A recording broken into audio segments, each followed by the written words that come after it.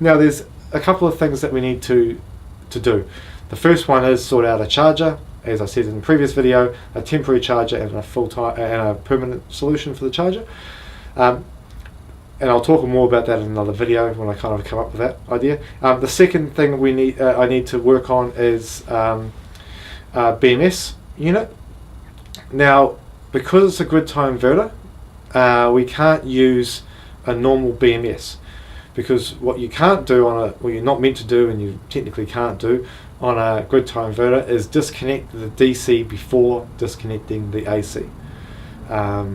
It's kind of a bad no-no. It's listed on all the books. Don't disconnect the DC under load, in which case it would be under load, because you're never going to just turn off the power in the house to turn off the batteries, because realistically the BMS is going to do it automated and you're not going to know. So what we need to do is we need to create we need to have a system that is monitoring the battery voltage, so the 80 volts. When the 80 volts drops down to 60 volts, 60 volts is pretty much 3 volts per cell at 20S, so that's our minimum as normal. So we need to tell the AC to turn off at 60 volts. When the batteries drop down to 60 volts, we need to turn the AC off. Then we can disconnect the DC. That's cool. Then the BMS could kick in. So technically we could have a normal BMS that turned off at 3 volts, and we have an overall system that's monitoring it, and when the voltage drops to maybe 3.1 volts per cell, so 60 something volts, it then turns off before the BMS even has a chance to turn off. So it'll turn the AC off first.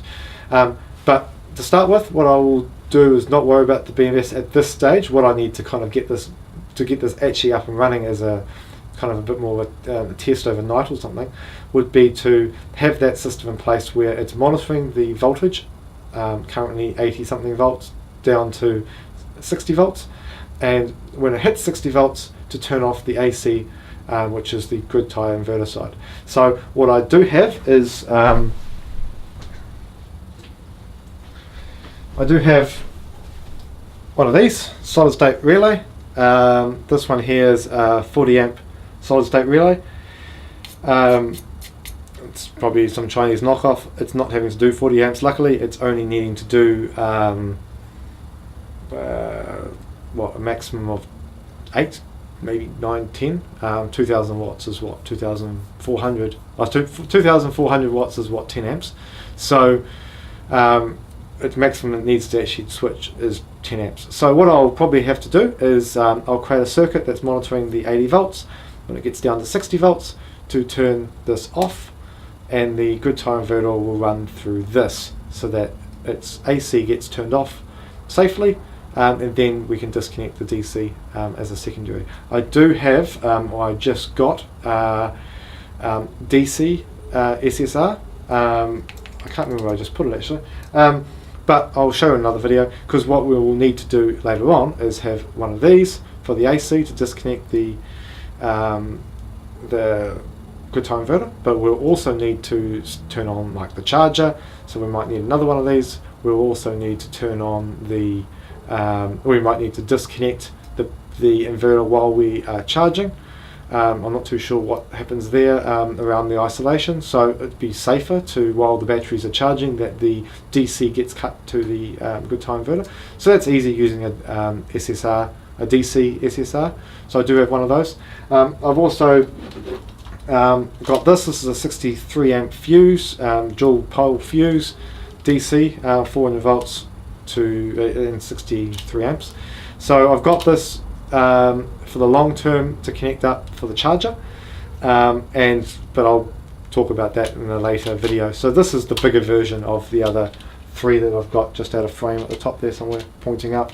But anyway, really happy. We're pushing out 10 watts. Geez, we're going to save some power now. But thanks everyone for helping me once again. And my next job really now is to just get some circuit up and running to manage the switching off the inverter when the battery voltage drops too low. And technically once it drops too low, it then needs to turn the charger on. So bit of fun over the next little while doing that. But at least we know we've got a long CT cable. I will connect that into the house, so that potentially might be the next video, is just running it through the window into the switchboard and seeing what this thing does live while we do have house load.